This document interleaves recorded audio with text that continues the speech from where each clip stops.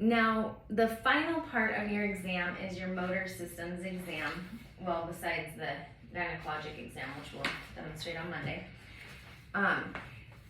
The motor systems exam, where we're looking some neuro and some musculoskeletal stuff. Here we'll do the Romberg test, walking and heel to toe, hop in place, shallow knee bends, and have her walk on toes. So this is something like the walking. You obviously, when they're walking into the room, you can assess their walking at that point in time and look at their gait. So they should have simultaneous arm movement with walking, heel, then ball of foot. And then you can say, as you're walking them into the room, you can even tell the examiner, I'm noticing the gait. The gait is smooth and symmetric, and arm swing is smooth and symmetric. So that way you can get that part checked off right away. Otherwise, with the Romberg test, we're checking the balance, and we want the patient to stand with their feet together, just like she is, arms at your sides. Very good. And first, eyes are open, and then we'll have you close your eyes, but not quite yet. We want to make sure to stand close to our patient for safety purposes. If their balance is off, we need to be able to catch them.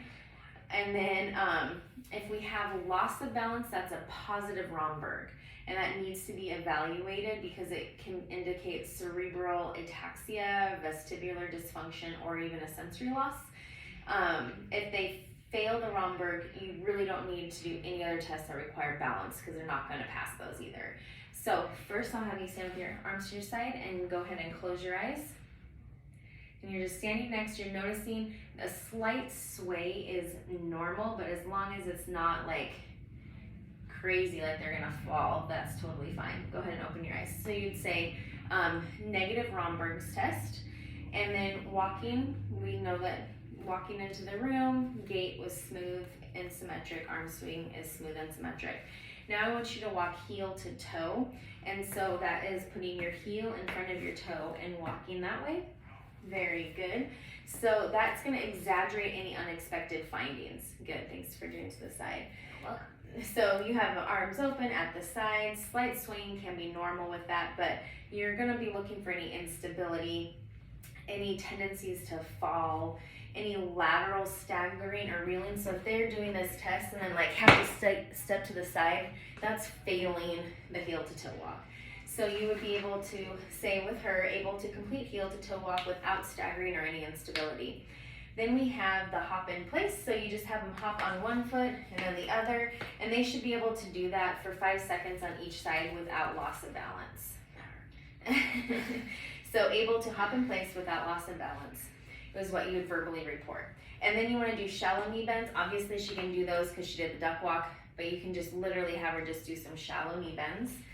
And you can do one leg at a time or both. So if they're kind of a little unstable or older, you can have them hold on to something and just do one at a time. And so your verbal report would be able to complete shallow knee bends without loss of balance or with pain, because you are also checking for that pain. And then walk on toes. So you want to walk on toes one way in the room and walk back on your heels. So walk on toes and then turn around and walk back on your heels. And you would say able to complete toe and heel, walk smoothly and without loss of balance. And then we want to do range of motion of the spine. So with this one, we want to bend forward at the waist. So that's flexion.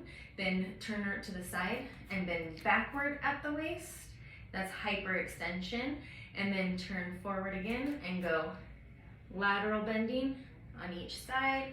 And then swing your upper trunk from side to side, and that's rotation. And obviously you don't have to have them move those different directions. I just wanted you guys to be able to see the range of motion that she had. And so that completes our musculoskeletal exam, upper and lower extremities, plus the motor exam as well. So, or what you could have your patient do to really test all of their strength and flexibility in one simple movement is have them do a press to handstand. All right, so why don't you just show, well, first on the ground. I'm not gonna be able to do it because I can't roll back. Well, you don't have, just show, yep, that part here. So have them be able to lift their bum Hold on. and legs off the ground at the same time. That definitely shows strength and flexibility there. Now, normally if we're on a softer ground, I'd like make her do one from the ground up because she can, but because this ground is pretty hard, she's gonna show you a different form of the press to handstand. I feel like I'm gonna kick.